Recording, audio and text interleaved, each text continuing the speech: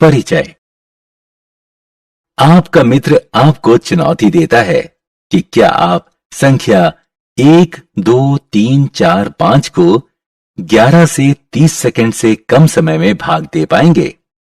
क्या 1, 2, 3, 4, 5 को 11 से भाग देना और जांच करना संभव है? इसमें 30 सेकंड से अधिक समय लगेगा। क्या आप मन ही मन में उत्सुक हैं कि इस सवाल को हल करने का कोई दूसरा तरीका है? इस पाठ में हम भाग के नियम व संख्याओं का गुणनखंड करने के बारे में जानेंगे।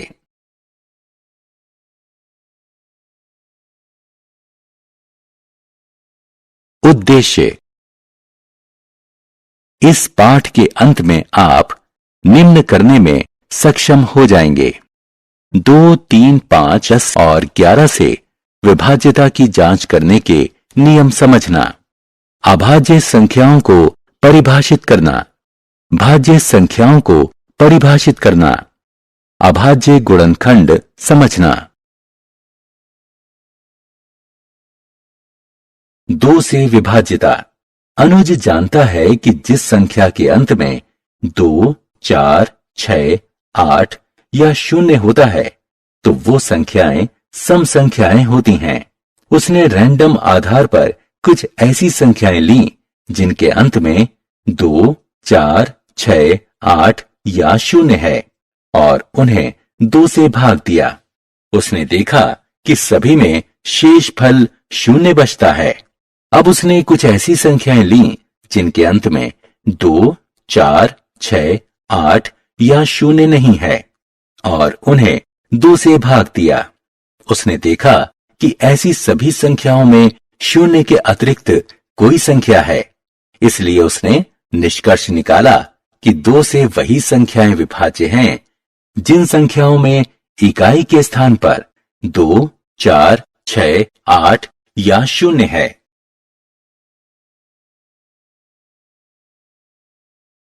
तीन से विभाज्यता। संख्या 3 से विभाज्य है या नहीं, ये जानने के लिए हम पहले वाला नियम नहीं अपना सकते। आप देखेंगे कि ऐसा क्यों है। 33 के अंत में 3 है, जबकि इसे 3 से विभाजित करने पर शेषफल 0 प्राप्त होता है। इसलिए 363 3 से विभाज्य है। 473 के अंत में भी 3 है, लेकिन जब इसे 3 से विभाजित किया जाता है तो शेषफल 2 बचता है। इसलिए 473 3 से विभाज्य नहीं है। इस तरह स्पष्ट है कि 3 से विभाज्यता जांचने के लिए एकदम अलग नियम होगा। यह जानने के लिए कि संख्या 3 से विभाज्य है या नहीं, उस संख्या के अंकों का योग करें। उदाहरण के लिए 363 की 3 से विभाज्यता जांचने के लिए हम 3, 6 और 3 का योग करते हैं। हमें योगफल 12 प्राप्त होता है और 12 3 से विभाज्य संख्या है। अब 4, 7, 3 के अंकों का योग करें। योगफल 14 प्राप्त हुआ, जो कि 3 से अविभाज्य संख्या है। इसलिए हम कह सकते हैं कि यदि संख्या के अंकों का योग 3 का गुणज है तो वह संख्या 3 से विभाज्य है।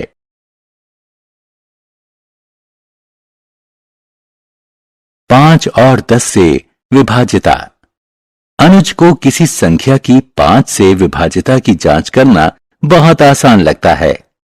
वो संख्याएं जिनके अंत में 5 या 0 है 5 से विभाज्य हैं। कोई भी वह संख्या जिसके अंत में 0 है वह 10 का गुणज है, इसलिए वह 10 से विभाज्य है। इसलिए कोई संख्या जिसके इकाई के स्थान पर 0 या 5 है तो यह 5 से विभाज्य है, और कोई ऐसी संख्या जिसके इकाई के स्थान पर 0 है तो वह संख्या 10 से विभाज्य है।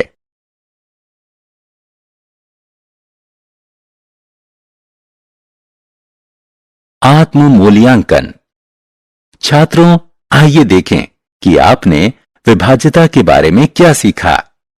कॉलम ए में दिए गए विकल्पों का कॉलम बी के विकल्पों से मिलान करें।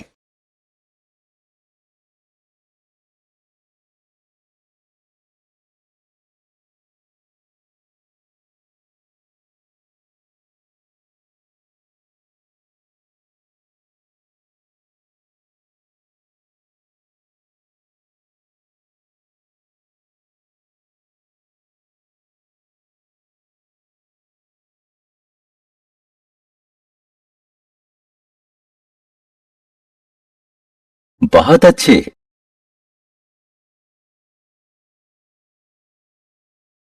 11 से विभाज्यता। मान लें कि संख्याएं 132, 1562, 2717 और 83919 है। ये सभी संख्याएं 11 से विभाज्य हैं और इसे भाग की सीधी विधि द्वारा जांचा जा सकता है। इकाई से शुरू करते हुए इन संख्याओं के विषम स्थानिक अंकों के योग पर विचार करें। इसी प्रकार शेष अंकों या समस्थानिक अंकों के योग पर विचार करें। इन दोनों योगफलों के मध्य अंतर ज्ञात करें। यह अंतर या तो 0 है या फिर 11 है। यह कोई संयोग नहीं है, यह सामान्य नियम है। यदि किसी संख्या के विषम स्थानिक और समस्थानिक अंकों के योग का अंतर 11 से विभाज्य है, तो वह संख्या भी 11 से विभाज्य होगी।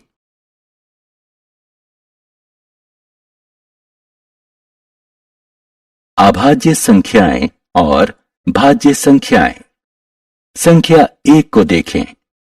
इसका केवल एक गुणनखंड है, स्वयं 1। एक विशिष्ट संख्या है। संख्याओं 2, 3, 5, 7 इत्यादि को देखें। वास्तव में इन संख्याओं के दो गुणनखंड हैं, 1 और संख्या स्वयं। वे संख्याएं जिनके केवल 2 गुणनखंड होते हैं, वे अभाज्य संख्याएं कहलाती हैं। कुछ और संख्याओं जैसे 4, 6, 8 इत्यादि के 2 से अधिक गुणनखंड होते हैं। जिन संख्याओं के 2 से अधिक गुणनखंड होते हैं, वे भाज्य संख्याएं कहलाती हैं। संख्या 1 ना तो अभाज्य है और ना ही भाज्य। 2 सबसे छोटी अभाज्य संख्या है।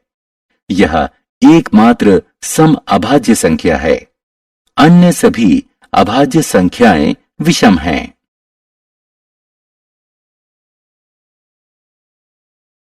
इरेटोस्थेनस की छन्नी।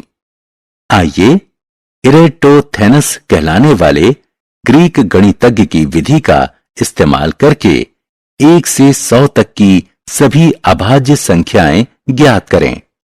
1 से 100 तक की सभी संख्याएं लिखें। 1 को काट दें क्योंकि 1 अभाज्य संख्या नहीं है। 2 के ऊपर गोला बनाएं। उसके बाद 2 को छोड़कर 2 के सभी गुणजों पर क्रॉस लगा दें। अब आप देखेंगे कि पहली बिना क्रॉस की संख्या 3 है।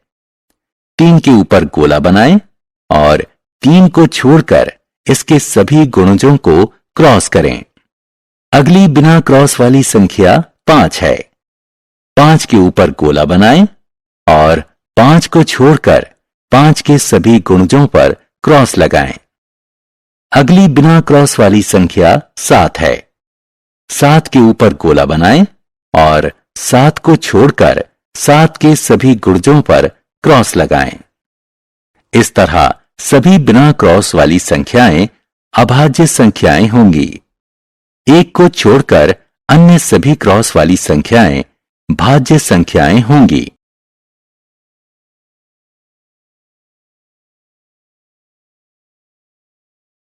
अभाज्य गुणनखंड।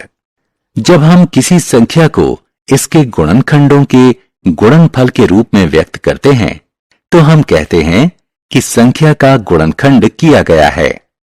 इस तरह जब हम 24 को 3 गुणे 8 लिखते हैं, तो हम कहेंगे कि संख्या का गुणनखंड किया गया है। गुणनखंड 8 का आगे 2 गुणे 2 गुणे 2 के रूप में गुणनखंड किया जा सकता है। हम 24 को 2 गुणे 12 के रूप में भी लिख सकते हैं।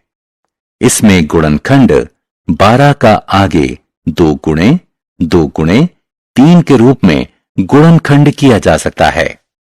इस तरह 24 को 2 गुणे 2 गुणे 2 गुणे 3 के रूप में लिखा जा सकता है। 24 को एक और विधि से 4 गुणे 6 के रूप में भी लिखा जा सकता है। गुणनखंड 4 का आगे 2 गुणे 2 के रूप में गुणनखंड किया जा सकता है। गुणनखंड 6 का आगे 2 गुणे 3 के रूप में गुणनखंड किया जा सकता है। इस विधि से भी 24 को 2 गुणे 2 गुणे 2 गुणे 3 के रूप में लिखा जा सकता है। इस तरह 24 का गुणनखंड करने पर हमें अंततः 2 गुणे 2 गुणे 2 गुणे 3 ही प्राप्त होता है। इस गुणनखंड में शामिल गुणनखंड 2 और 3 दोनों अभाज्य संख्याएं हैं। किसी संख्या का इस प्रकार का गुणनखंड अभाज्य गुणनखंड कहलाता है।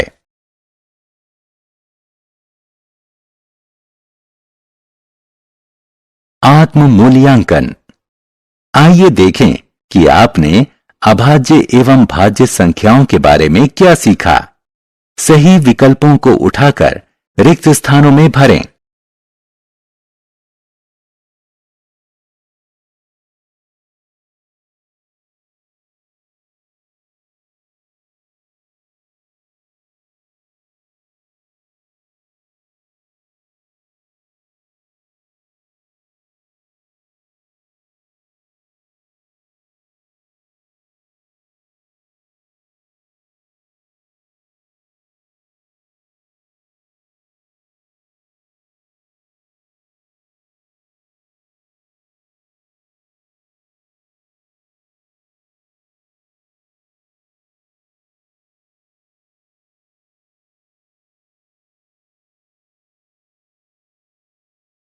आत्म मूल्यांकन।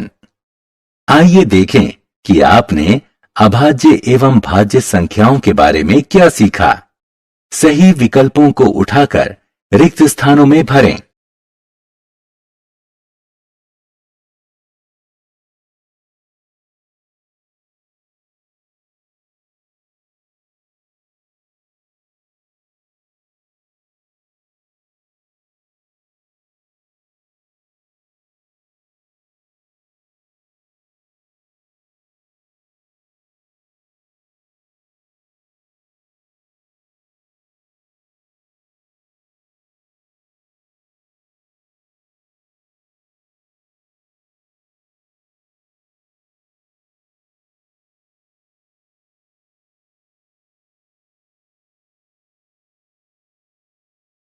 बहुत अच्छे।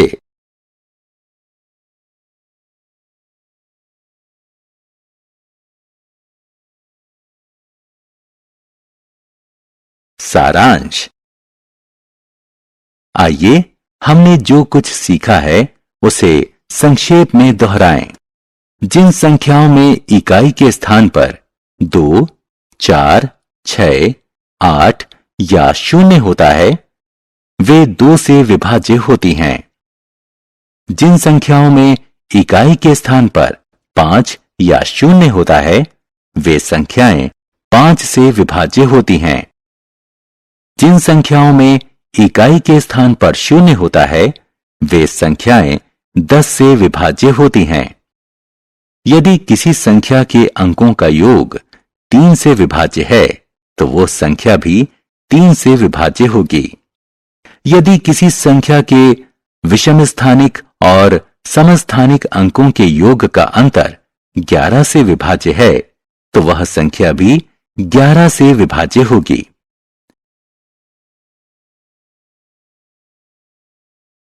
दो गुणनखंडों वाली संख्याएं अभाज्य संख्याएं कहलाती हैं। 2 से अधिक गुणनखंडों वाली संख्याएं भाज्य संख्याएं कहलाती हैं। एक विशिष्ट संख्या है। यह ना तो अभाज्य है और ना ही भाज्य। संख्या 2 सबसे छोटी अभाज्य संख्या है। यह एकमात्र अभाज्य सम संख्या है। अन्य सभी अभाज्य संख्याएं विषम हैं। किसी संख्या को इसके अभाज्य गुणनखंडों में व्यक्त करना इसका अभाज्य गुणनखंड कहलाता है।